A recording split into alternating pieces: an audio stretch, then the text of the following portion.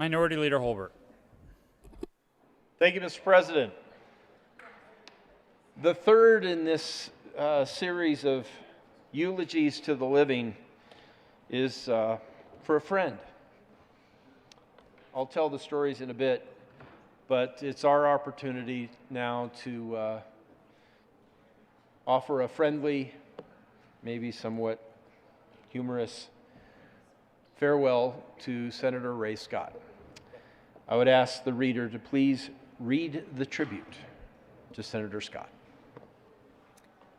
The Senate of the Colorado Legislature convened in the second regular session of the 73rd General Assembly hereby extends our sincerest congratulations, commendation, and thanks to Ray Scott, Senate District 7. Senator Scott was elected to serve in the 68th, 69th, 70th, 71st, 72nd, and 73rd General Assemblies, where he represented his fellow citizens with dedication and honor. During his tenure with the Senate, he served with distinction as the Assistant Majority Leader and Minority Whip. Senator Scott was the chair of the State Veterans and Military Affairs Committee and the vice chair of the Transportation and Energy Committee. He also served on the Finance and the Agricultural, Natural Resources and Energy Committees, as well as served on the Legislative Council Committee.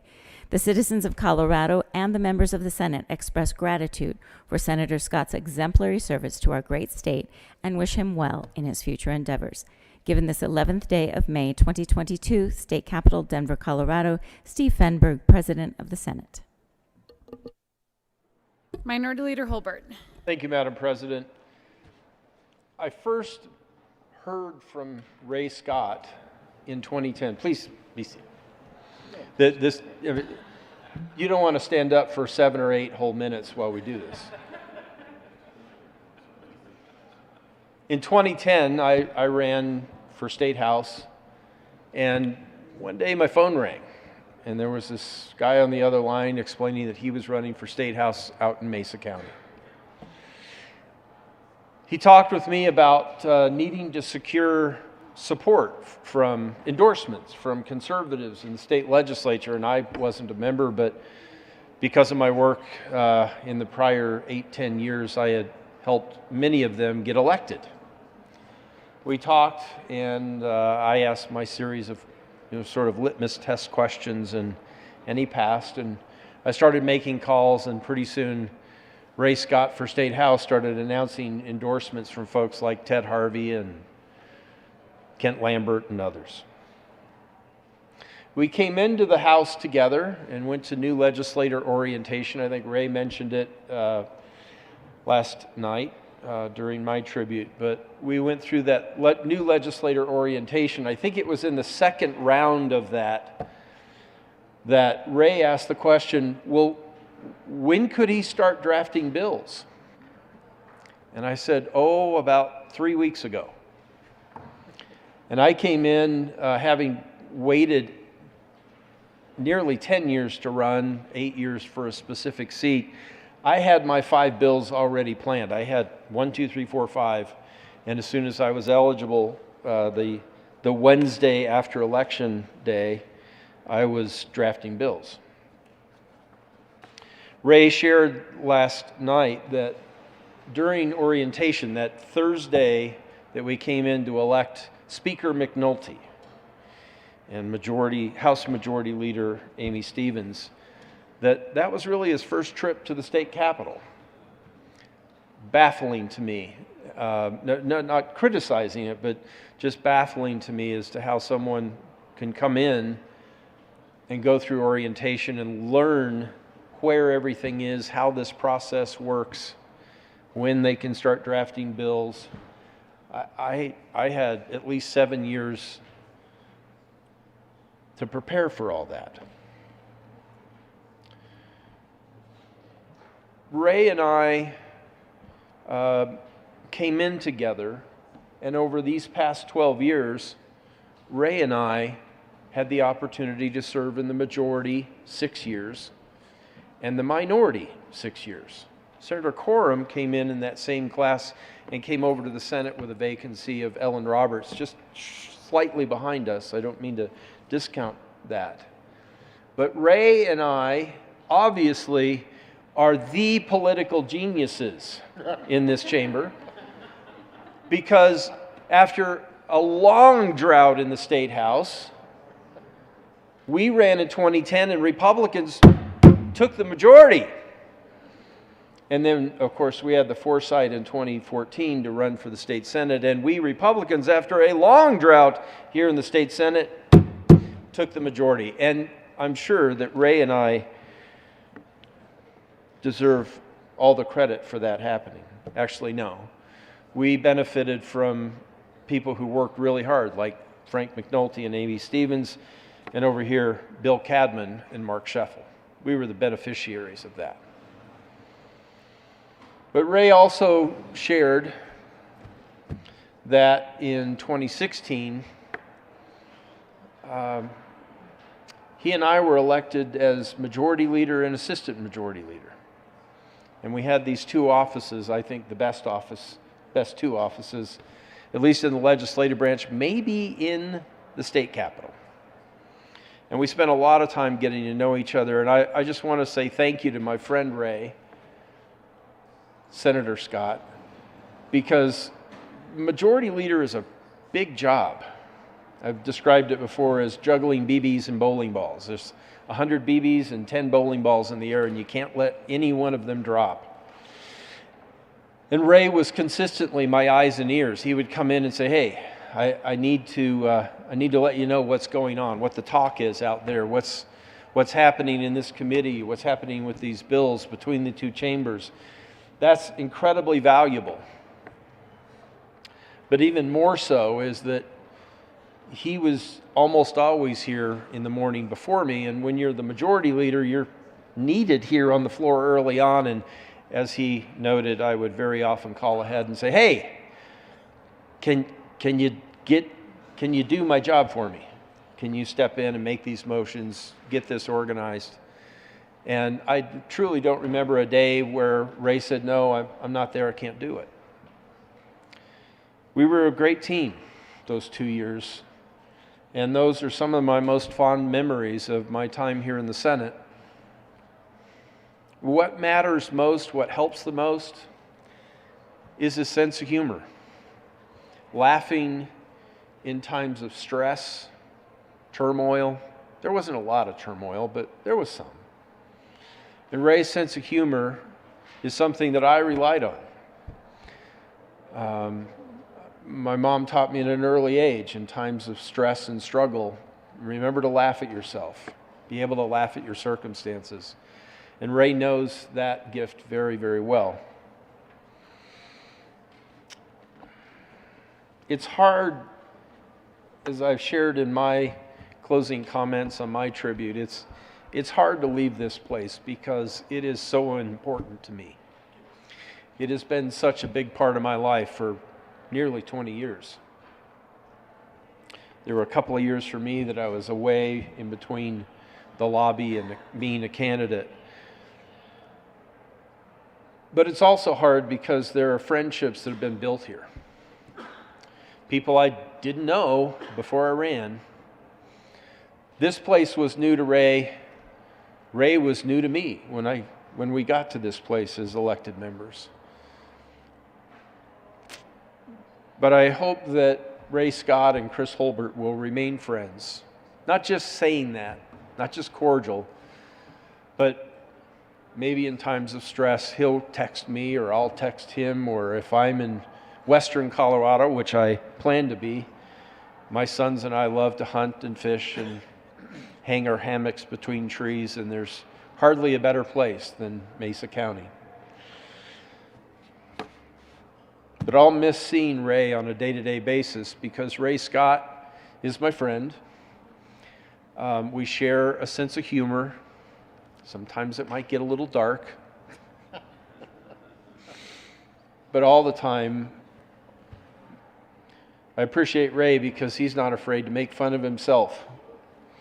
And if self-deprecation is outlawed, then only we outlaws will self-deprecate. Never get too proud of yourself that you can't laugh at yourself. And well, today is our last general session day, and it's time to say goodbye to this magnificent place. I'm not going to say goodbye to Ray Scott, because I know and I look forward to spending time with him, maybe over margaritas in Florida or maybe over a cold beer in Mesa County. But I'm going to step aside now and let others come down and talk about Senator Ray Scott. But, buddy, thank you for the past 12 years. Thank you for your support when we sat in those 2 offices over there. And I look forward to spending time with you after this adventure is over. God bless you, Ray Scott. Senator Cook. Thank you. Thank you, Madam President. What can you say about Ray that hasn't already been said? But I first met Ray in baby legislator training. You know, after you get elected, they have breakfast for you, and you come down and you learn about how this place operates. And we came in together at the Senate at the same time, and he was already in the House, but he came over to see how things were done in the Senate. And I'm meeting him over, like you said, the baby legislative training, having breakfast, and my first impression is like, hey, this guy's pretty funny, and you know, this guy's going to be a hoot to work with. And overall, I wasn't wrong, but you know, and it proved me out over the years. You know, it's like when I think of government, how it should be, I believe in laissez-faire, and I think that's what Ray is. When I think of laissez-faire, I think of Ray, because it basically, the definition is an attitude of letting things take their own course without interfering. And that's one thing I really appreciate about Ray. You know, if it's a big deal, he stands there, he argues it, and it's a big deal. If it's not, it's like, yeah, I'm not going to interfere. Okay, I'm good with it. And I think that's a great attitude. He doesn't let things get to him, doesn't let things bother him. And I think that's why he's going to outlive most of us down here. You know, the beauty of this place is you get to meet all different kinds of people. You know, in law enforcement, they're pretty much all the same. You know, and pretty much the same ideas, same values. And here you get to hear different kinds of, you meet all different kinds of people with different views and values. And like I said, that's the beauty of this place. And you know, Ray brings a different perspective and expertise to this building that I think is going to be missed. Certainly there are going to be people to backfill some of his knowledge, but you know, he has the expertise in oil and gas issues, a staunch defender of oil and gas on the western slope. Construction, has an expertise on construction, and he comes down here and he talks and defends those things. And so I know he's going to be missed there. You know, and the 99% of the time we've had a good time and had fun. And the beauty also is you can disagree on something, get mad at somebody, and the next day you're joking around and having fun again. And one of my kind of favorite, I hope I'm not opening up old wounds here, when we were in the majority, Ray had a water bill up in in committee, and we didn't like it, the Dems didn't like it, and Ray didn't know that. I think he thought that it was going to pass, and he thought he had the Dems and maybe one other member from us. And Ray comes to me and asks me, I go, well, Ray, I can't support this bill. And he goes, well, all right, well, fine, that's fine. It'll pass, don't worry. I go, okay. And I said, but listen, I can't move the bill. I'm not going to move the bill because President Cadman was adamantly opposed to the bill. And so President Cadman said, you know, I told him, all right, I'm not going to move this because I'm not going to get the president mad at me. And so I didn't move the bill. So it came time to move the bill. Nobody said anything. And I'm kind of hiding my head, and I'm pretending like I'm writing something because I didn't want, you know, him to see me. And I look down, Irene Aguilar is down the thing, and she's doing one of these things, like, move the bill, move the bill, move the bill. And I just kind of shook my head, no. So after about a minute or two, Ellen Roberts did the gavel and said the bill died for a lack of movement. And I thought his head was going to explode. That's the first time, the only time, I don't know, it might have happened before, but that's the only time I've seen it down here. And like I said, I thought his head was going to explode. And I unfortunately walked out of the Capitol a little bit, about an hour or two later, and he caught me. Unfortunately, he was right there, and boy, he let me have it. And I tried to explain to him that, hey, dude, I told you I couldn't move the bill. But he just was ranting and raving, and like I thought he might have punched me. But in between time, he went down to the bill drafter and pulled the bill to that very next year. And then it passed, and I think I even voted for it that year. But the next day, we were in his office and talking and maybe having some iced coffee or something. But that never interfered with our friendship. Not supporting that bill or not moving the bill never interfered with it. And I do consider Ray a very good friend. And like the leader said, I hope that when I go over to Grand Junction that we'll be able to hook up and have a drink or have some coffee or breakfast. The other last thing is, that he's done here today, and he's looking for a job. So if anybody has an aide position that's available, he might be, or an internship. If you have an internship, he might be willing, but if you got an aide position open, call Ray first.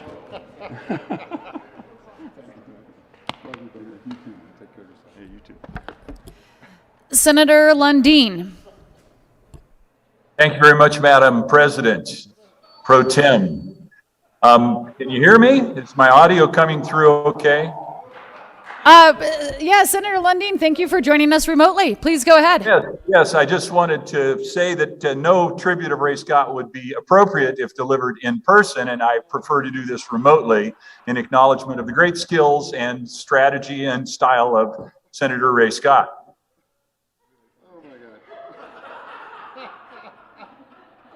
So it's good to remote in with you here. I'm going to go ahead and stay. Oops, hang on a second. I've got to go get a cup of coffee. I'll be right back. No, I'm kidding. I'm going to stay right here with you, even though I am remote.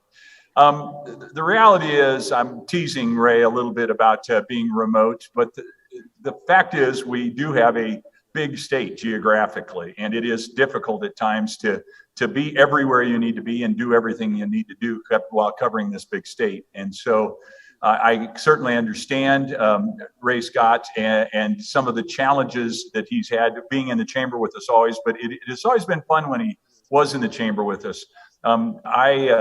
This is kind of a story on both Ray Scott and John Cook. It was my first year in the Senate chamber, and we'd just gone through leadership elections, and we had a little bit of a kerfuffle over assistant leader, who would be the assistant leader. And we got into a spot on the floor where there was a little bit of tension between Ray Scott and Sheriff Cook over a policy piece and a bill piece. And we're right down in the well. And the two of them are getting increasingly frustrated with each other. And it's going to the point where it looks like it might get physical. And so I chose to step in between Ray Scott. And John Cook, and the minute I got in between the two of them, I realized Ray Scott outweighs me by 80 pounds, and John Cook outreaches me by at least 6 inches. I'm going to get killed in the middle of this spot. And of course, it de-escalated, as it always does. And we ended up moving forward, I think, as a stronger caucus for that engagement and that interaction. When I think about Ray Scott, I really need to call out the fact that I think about one of the issues that is very near and dear to my heart. And right after, funding and providing for great public education for the children of Colorado, I think the next priority needs to be, quite frankly, maintaining and improving our infrastructure. And when I say infrastructure, I mean the roads and bridges of Colorado. And Ray has been a tireless advocate for that. And for that, I'm grateful. I mean, we have a beautiful state, a great state. And I spend a fair amount of time when not in session on the road, not only in Colorado, but in other states. And quite frankly, at times, I'm a little bit jealous of the condition of the roads in some of our neighboring states and wish that we could do a better job here in Colorado. And I know that's something that Ray has worked continuously and tirelessly on behalf of the people of Colorado. And so Ray, when I think of you, I think of not only a remote legislator part of the time, but I think of someone who has fought tirelessly for the roads and bridges. And quite frankly, I think of you as quite frankly, an element who is an anchor of our caucus. You bring to us kind of a connection, both the past, the present, and the future of who we are as Coloradans. And I am so grateful for that. So, Ray Scott, it's been an honor serving with you, whether remotely or in person. I'm grateful for who you are, and I count you as a friend. You're always welcome in my home, and I hope you would return that favor to me sometime when I stop over at Grand Junction. Senator Bridges? Thank you, Madam President. Full stop. So Senator Ray Scott and I did something that was tried for more than a dozen years, unsuccessful, and this year we did it. And I'll tell you about it in an hour. I'm just kidding. Just kidding. One of the things that I admire most about Senator Scott is that he takes on the battles, right? We've heard about at least one bill. I know I see him constantly taking on these major battles that for sure there's no chance he's going to win.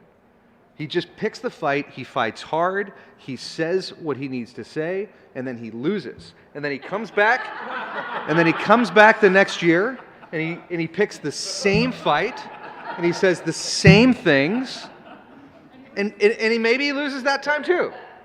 But here we are, after working on this together for 4 years.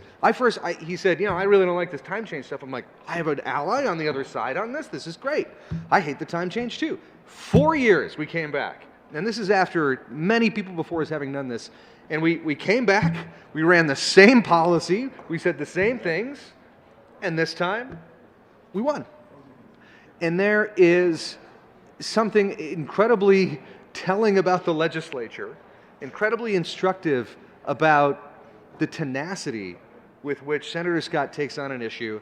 I think CDOT is probably happier than anyone else in the building that this is your last day here today. But the changes that you brought to CDOT, from insisting year over year over year on having these conversations, they are a better department, they have stronger policies. This building, this state is better and stronger for you insisting on having those fights year over year, for not letting them go, and for winning. And it has been a pleasure working with you, sir. I've got Senator Smallwood next. Senator Corr. Thank you, Madam President. Senator Bridges, thanks for bringing up the time change, because I think Senator Scott has been kind of an expert on time for the 13 years that I've known him. He is very much like a broken clock. He is right twice a day, no matter what. Senator Scott and I came in to the House of Representatives together, and we actually, in the House, we shared a county, Delta County, and so we, during the campaign, and that was quite a ride. I remember that was a lot of fun. But serving in the House, I think we were on Ag and Transportation Committee together, and had some great times. And then life got better, because after 4 years I became scot-free. I had the house to myself over there. He was over here.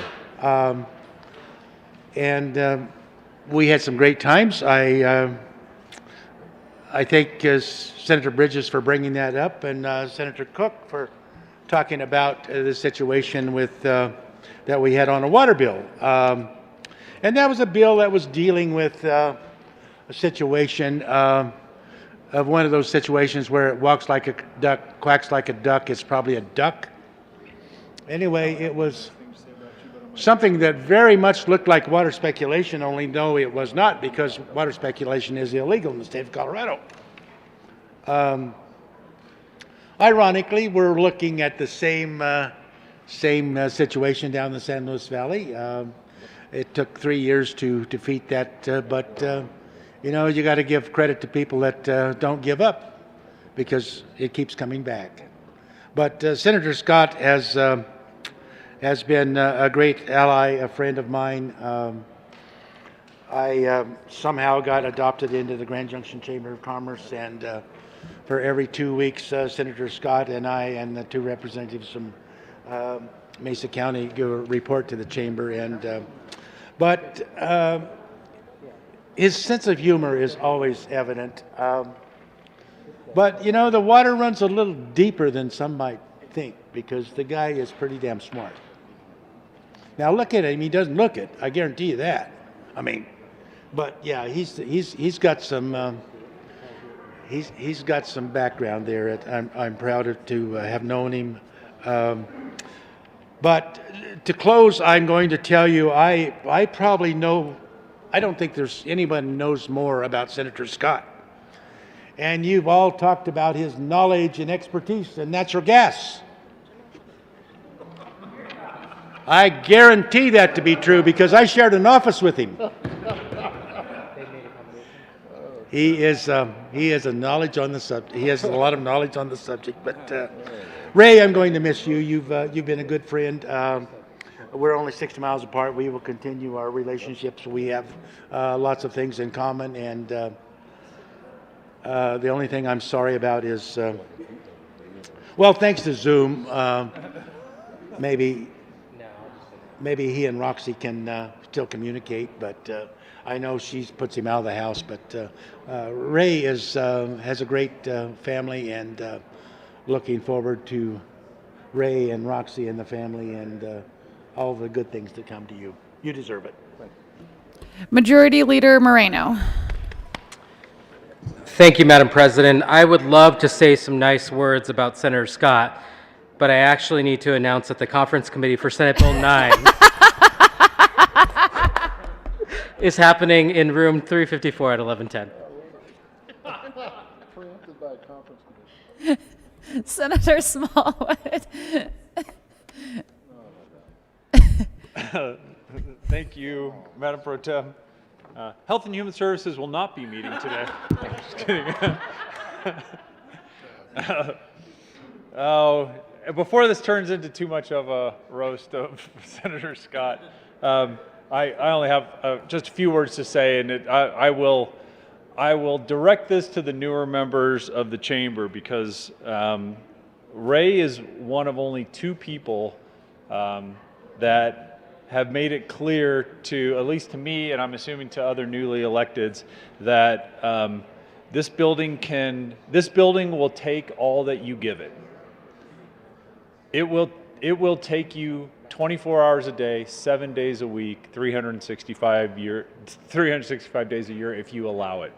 And I remember clearly one of the very first meetings I had with Ray, he echoed more loudly what Senator Greg Brophy had told me right after I got elected as well, which is you have got to find a balance in your life when you're unelected. Now, I think we can all agree Ray takes it a little too far, but I think for a lot of us when we get here, it's very easy to get carried away. It's very easy to get carried away with the pomp and circumstance. It's easy to get carried away with the position, with the policy. You know, you can bury yourself in the policy. And there is an event that we all can attend almost every day, almost every night, almost every weekend if we choose to. And Ray really clearly articulated to me that, Jim, if you want to stay married, if you want to know who your kids are 8 years from now and have a relationship with them, and you want to have a career, because guess what? Time's ticking here. Keep all of this in perspective. And Ray was, again, an example of somebody where if he doesn't have to be here, if he can spend time with his family, spend time with his friends, still responding to constituents and being a good representative for Mesa County, you can do both and not have your life ruined. And so, Ray, I want to thank you from the bottom of my heart. You're a very, very clear compass for me on how all of this works. I will be forever grateful, and I think a lot of people can learn from the lesson that you gave me. So thank you, friend, and best wishes to you. Thank you very much. Senator Heisey. Thank you, Madam President. You know, I showed up at my first Transportation and Energy Commission meeting, and I'd been told to sit by somebody that knew what they were doing. Instead, I sat by Ray.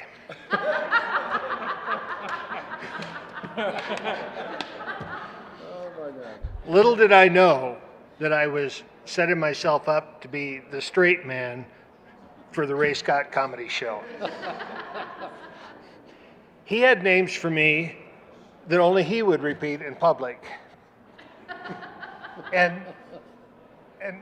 I don't know how I became the target of his abuse. He kept trying to convince me, you can't help this bill. It's not going to get any better. Just vote no. And occasionally I would. Occasionally. And I think that perhaps helped on the abuse side, but I really do feel for his wife. If Ray is this never-ending fountain of abuse isn't quite the right word, but I'm not sure what else to call it. And so if he's got that in him that's got to come out, his poor wife, not having all of us to bestow that on, she must be a saint. Must be a saint. So Ray has been a highlight down here for me. He's been a bright spot, never takes himself too seriously, never takes me too seriously, and I just wish you the best as you head back west. Senator Liston. Thank you, Madam President. Well, members, I first had the pleasure, or displeasure, all of the above, of meeting Representative Scott back in 2010 when he came to the House, and I got to know him, and even though we were not on the same committees, I saw him sporadically those 2 years, and then I was out of the legislature, and then I came back to the House and came to the Senate, and until this year, until really about 2 weeks ago, I had never seen Ray Scott. I didn't know, Ray, I'd forgotten what you looked like. So I'm really glad you're here because you've gotten a little grayer, maybe a pound or two heavier. I'm not sure about, but I'm really glad to see you because I wasn't sure if the real Ray Scott was still around. But it's over the last 2 weeks, or maybe 3. I'll give you credit for 3. It's been great to have you back in the chamber and enjoy your sense of humor and your passion for the issues that you've worked for, especially on the oil and gas. And I know that no matter where you've been, whether it's been back at your office or back at home, you have been a great representative for the people of Mesa County. And we will miss you. I'm sure you probably have a room set up somewhere where you'll be able to zoom in no matter where you are, and that could be good or bad. But you'll always be welcome back here. I consider you a friend, and I wish you well, and God bless you. It's been my privilege and honor to serve with you. Thank you very much, my friend. Love you both. Senator Rankin. Well, thank you, Madam President. So I first met Ray in 2010. Seems like a long time ago. It was a long time ago.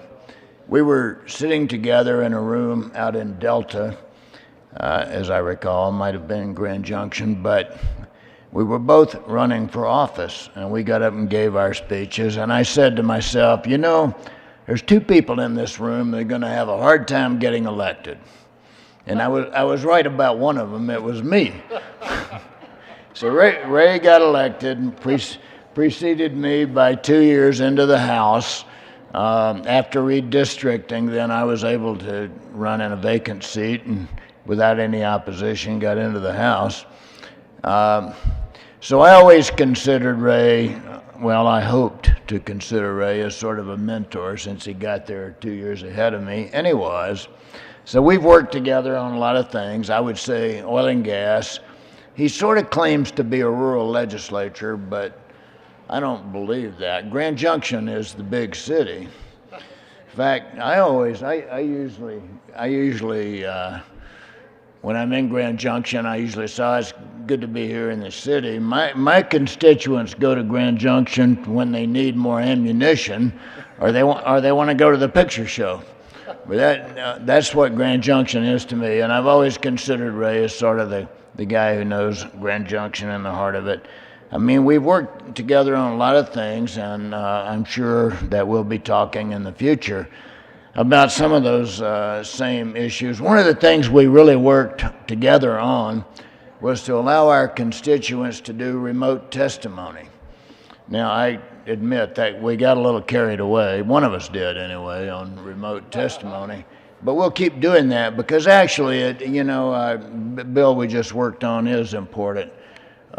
Seriously, to allow our constituents to Zoom in and do testimony. But Ray, thank you for getting here ahead of me and paving the way, and it's been a great experience. We'll continue to work together.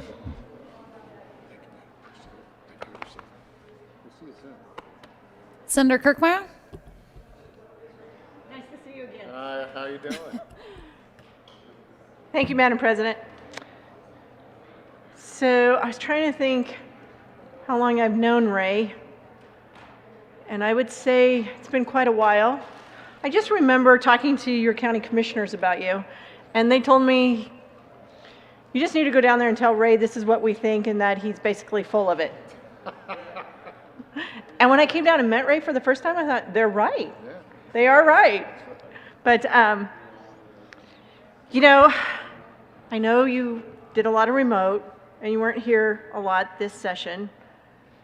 And I can't say after sitting behind you all day yesterday thinking, God, I'm kind of glad he wasn't here all year, because it's really hard for me to be seen sitting behind you. And I told him, I said, Ray, you've got a really big head. And I have to jump up so that, the president can see me when I raise my hand. I'm moving all around back there. And then we started comparing who had even bigger heads, in size. But anyways, I just want to say thank you to Ray, and I'm not going to say that you're ridiculous today. Thank you. There have been moments, though, where I did say that you were ridiculous, and I was right. Yes, you were. Thank you.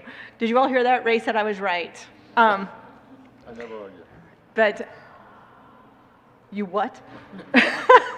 Anyways, I just want to say thank you. I appreciate it, truly appreciate it when we were going through Senate Bill 181, your leadership with regard to oil and gas, and appreciate having the opportunity to have discussions with you and about the needs that we had, especially from Weld County. You were there for us.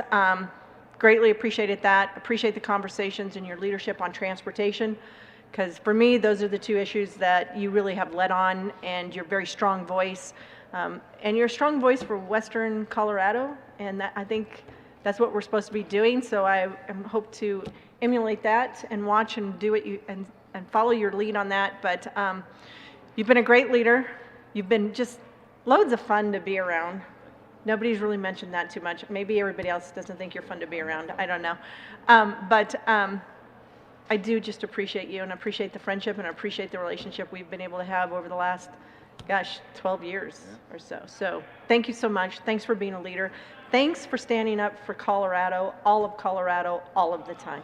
Good job. Thank you. You too. Senator Priola. Thank you, Madam President. And I, too, want to say a few kind words about my colleague, Senator Scott.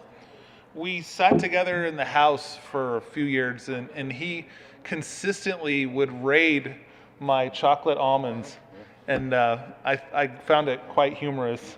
I finally had to quit buying them because I got a note from his doctor. But, and I also remember one of the first times I remember them using the rule, call the question in the House. Ray was tired because they were filibustering third reading bill, and he wanted to go to lunch, so he went down in the well and called the question so we could go to lunch. So I will miss your sense of humor. I thoroughly enjoyed, too, bantering with you about electric vehicles, via text on the weekends especially. So forwarding him many articles to try to inform him on energy and such. So anyway, Ray, you will be missed.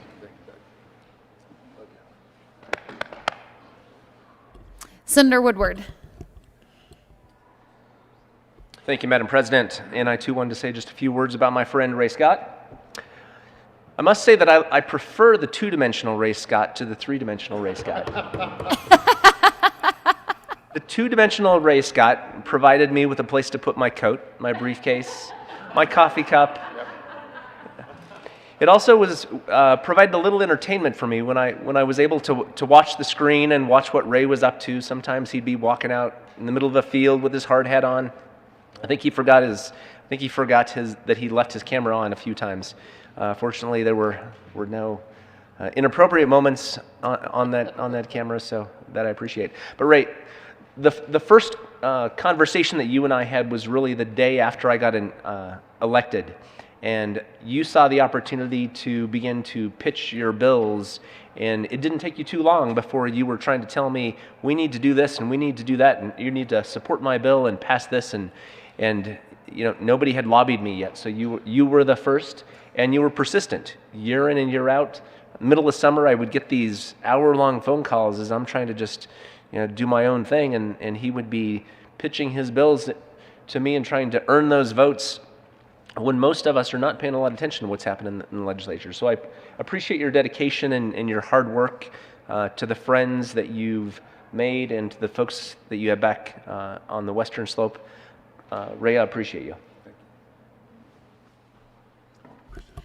Senator Pedersen. Thank you, Madam President. Happy to get to come up and say a couple words on behalf of my friend and colleague here, Ray Scott. He did offer to pay me to do so, though, just so you know. When I was first elected after I first won my election in 2012 and showed up to the Capitol in 2013, I went through a really tough race. And I think it sets it up to feel adversarial as you show up to the chamber and see all the people who are working really hard against you. And I remember how kind Ray was immediately. It didn't matter. We put the election aside, the House majority aside, and he always treated me with kindness and respect. He left quickly after to come to the Senate, and I'm happy I was able to come join you over here. But when I look back at you, Ray, you've just always been such a kind person, and really wish you the best. And I hope that you let me know when you're in town, and so that I can say hello, visit you on the Western Slope. Really appreciate the person that you are, and it's been a pleasure to work with you. And you don't have to pay me either. Just gonna give you the cash. Senator Gardner.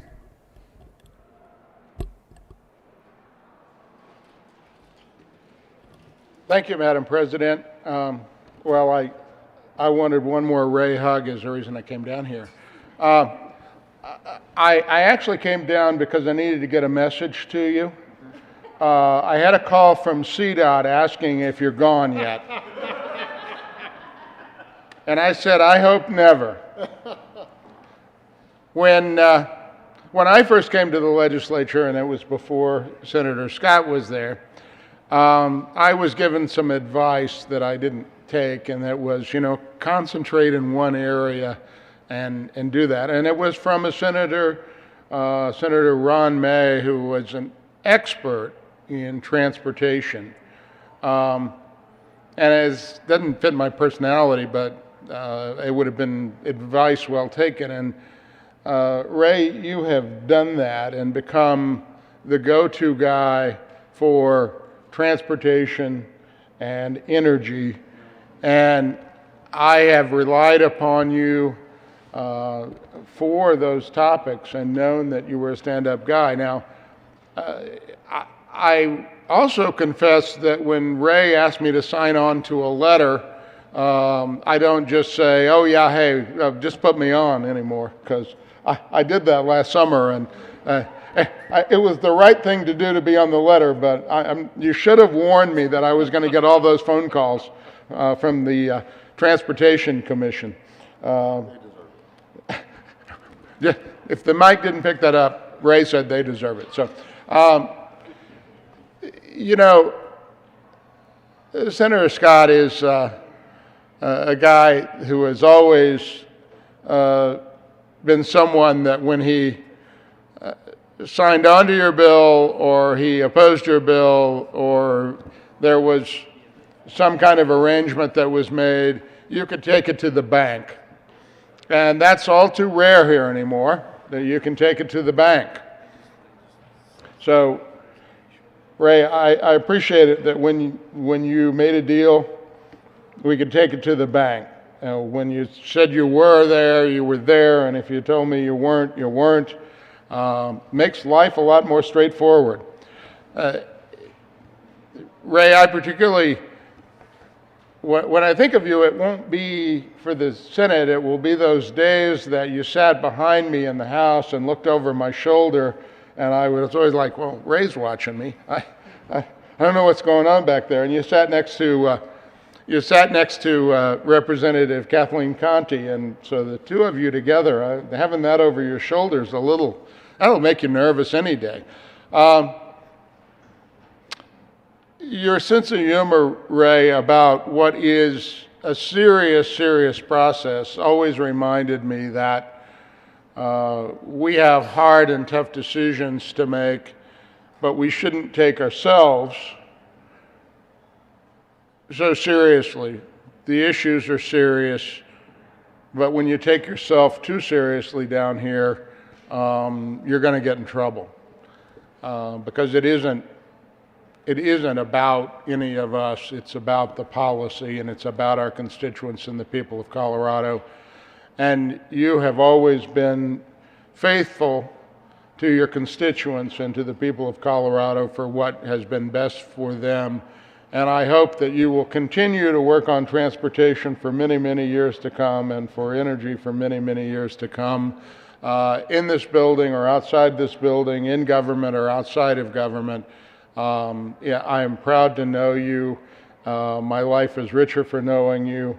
And I have those moments when it crosses my mind, if it's about transportation or energy and those things. I think, I wonder what Ray Scott would have to say about this. And so I may call you up and ask you what you have to say about it. Ray, we love you and we'll miss you.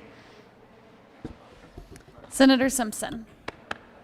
Thank you, Madam President. Really just an opportunity to pile on. I think it was really, having not served on any committees with Senator Scott, it was really kind of an opportunity to really formally introduce myself. I don't think we've actually really met. I'll introduce myself and wish you best of luck all at the same time, Senator Scott. And I do probably have an internship open this summer, so remotely.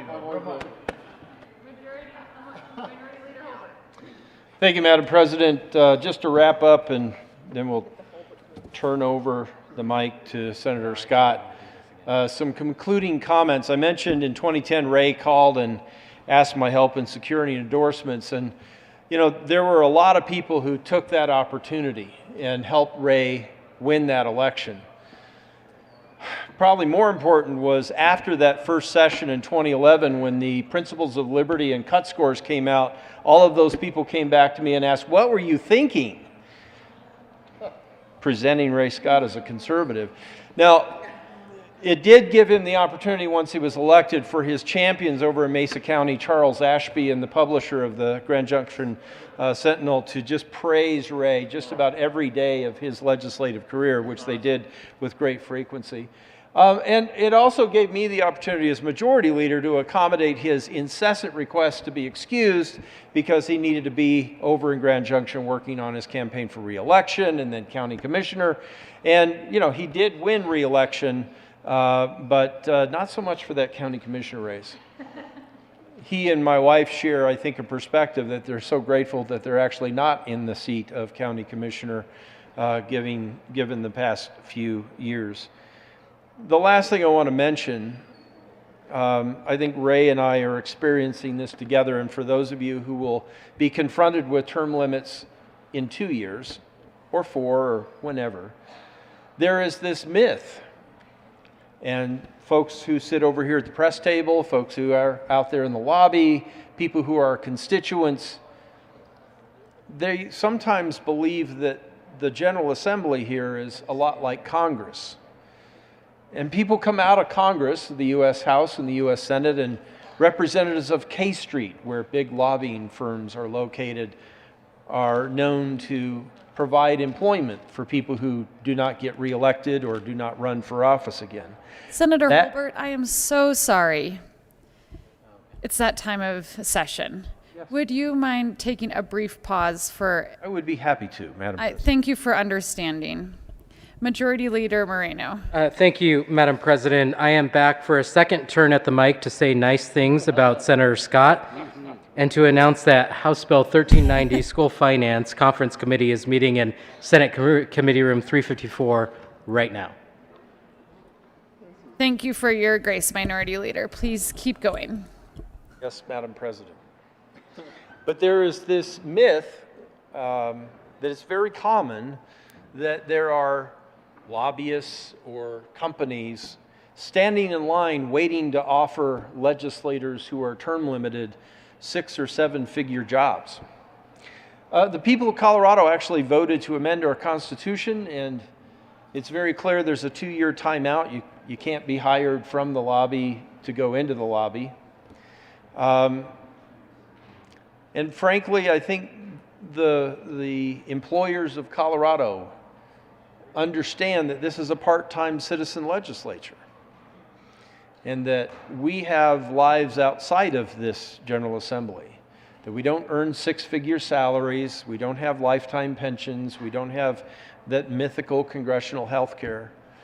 But it has been interesting over the past year to talk with my friend Ray as he is attempting to find employment, secure his next adventure after the General Assembly is over. And as I've admitted, I was interviewed by Colorado Politics and admitted I'm applying for jobs for the first time in 30 years. The public believes that we get rich while we serve here, and we certainly do not. Not complaining, not asking for more, just explaining. But as I turn the mic over to my friend, Ray Scott, the Assistant Majority Leader, Senator from Mesa County, I want to just offer a personal thank you to him and his family for the sacrifices that they have made to allow Ray to serve here, to be my colleague and our friend. With that, members, Madam President, would you please put your hands together and welcome the funniest guy in the state Senate, the good senator from Mesa County, Ray Scott.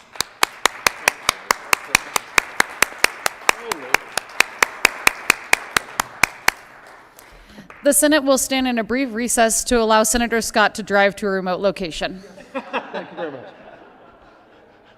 Senator Scott, my friend. Well, thank you so much for all the kind comments. That was really nice of you. Bob, I'm a little concerned I'm going to get a bill for billable hours, so thank you for keeping it a little short. Okay, is it pro bono this time? You're a good man. Thank you. Wow, you know, you sit there and you listen to all these comments about yourself, and it's a little odd. And it makes you be reflective while you're sitting here waiting to have your chance at the mic. And I was sitting here thinking about how the heck did I get here? I think I was in a bar and I lost a bet, as I recall. It was something about, you do it, you know, and here I am. But actually, it was kind of a funny trip because I never intended to run for office. A lot of folks in this room, I've learned over the years, kind of prepared for this. You know, they got involved in school, and then they got involved with a party, and then they got involved with the caucus process, and then all of a sudden they wanted to be an elected official, and here they are. And that's a very cool path. Me, on the other hand, honest to gosh, it was almost losing a bet.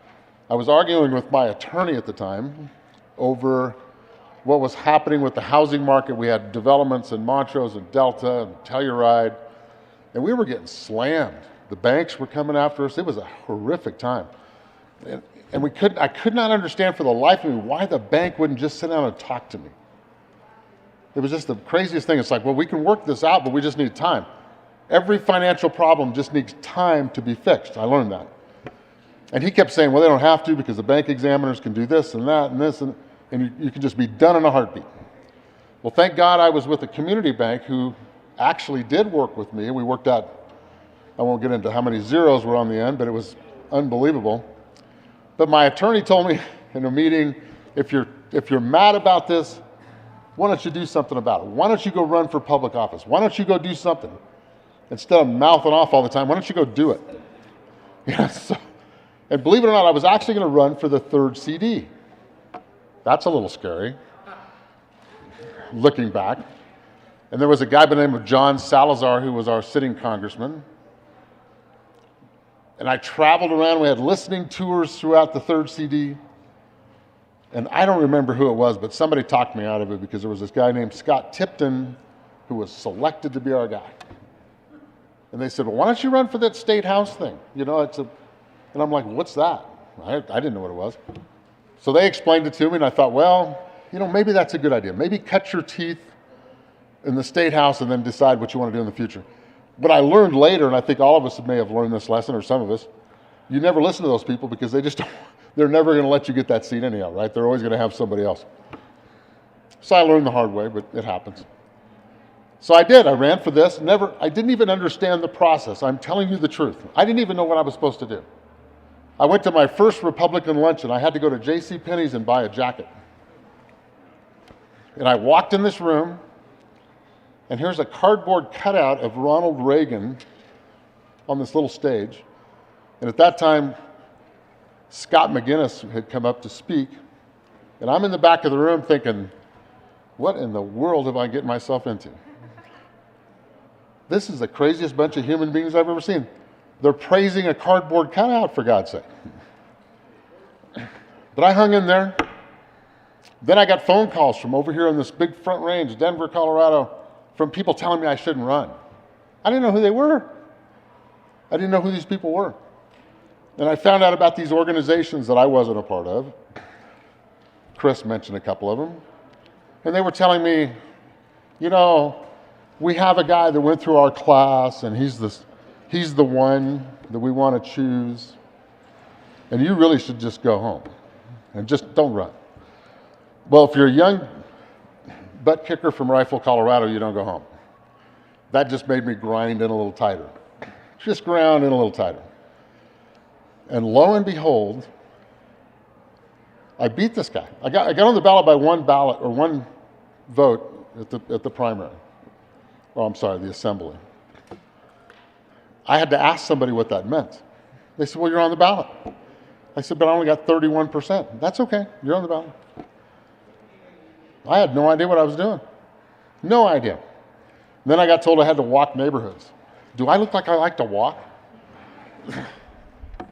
But they said, Ray, the good news is you only have to do this one time. You're in a Republican area. You'll never have to do this again, ever. Okay. So I walked neighborhoods, talked to folks. That was kind of fun. I started enjoying that. And then I beat this guy 70-30 in the primary. Thank you. Yeah, and I beat this guy. And I was like, what in the world have I, you know? And there was, I'm sorry, folks, on this side, we don't have much competition over there, just saying. So I had no opponent. And they kept saying, well, you're elected, what are you going to do? And I said, man, I don't know. And it was a big joke in town that we just sent a guy to the House of Representatives that doesn't even know where the building is. And they were right, quite frankly. And this is another true story. I came here on a Sunday afternoon, and I peeked through the windows to see what it looked like inside. And I thought, wow, that's a cool building. That is really cool. And of course, the rest is kind of history, but yeah, then you get reelected, and that's even crazier because you kind of know what you're doing, but you're not sure. And in Mesa County, just to put this in clarity, they hate you before they elect you. Okay? They hate your guts. Yeah, I was going to say, once you're elected, they threaten to kill you if you leave. So it's like, okay, I don't want to do 2 years. No, no, you're staying. Well, I don't want to. No, you're staying. So here I am. And that's good. This has been a hell of a ride. Learned so much. It was like going back to school. And when you've only been through the 3rd grade, it was a great experience because I got to continue that education. You didn't even get that, Cook. Jeez. But it's a heck of an education. I've got so many stories we could take hours and hours. Do we need to filibuster today? Oh, sorry. Jerry didn't give me the whole scoop. I thought I was supposed to filibuster. I'd be remote. But it's been a fantastic time. You guys have been great. You build these friendships. You never forget things. And, you know, memories are an interesting thing because you can't remember everything, but you remember moments, right? A moment with this person or a moment with that person. Senator Pedersen, wherever she went to, oh, there she is. It was so interesting that you brought that up about us meeting in the House. And I'll tell you the backstory now, okay? We're sitting in the chamber, and there's this blonde, blue-eyed little gal walking through. We don't even know you're elected, to be honest with you, right? We don't know what's going on. And she's walking up and down the aisles. And it was kind of like, what is she doing? And somebody said, well, she's Representative Pedersen. She was just elected. Oh, okay. And she keeps working her way back, and I was kind of in the back. And as she came up to me, I thought, what in the world? So I sat and I talked to her. And I said, would you please explain what you are doing? Because she was walking up to every desk, to every person. I'll never forget this. And she looked at me and she said, you know, I just went through a terrible election. Terrible election. And I just wanted to understand who I was working with, and are they really that bad? Are these people that bad? And she kept saying, you guys are all nice and friendly. But we all learned something that day, didn't we? We really did. We could always work together forever. The sad part is the money and the people outside this building put us against each other, don't they? So sad, but it's just politics today. Anyhow, with that, since I now found out I'm not supposed to filibuster, again, thank you all for the friendship, the time, the education. You've educated me. Thank you. And I look forward to seeing you again. I'll be back. Not sure what I'll be doing. And yes, my resume is available. No, I'm just kidding. I got plenty to do, trust me. Thank you. God bless all of you. Thank you. It's very nice. Thanks. Oh, good grief. All kinds of goodies. Is this Amendment 41 compliant? It's probably a setup. Yeah, sure.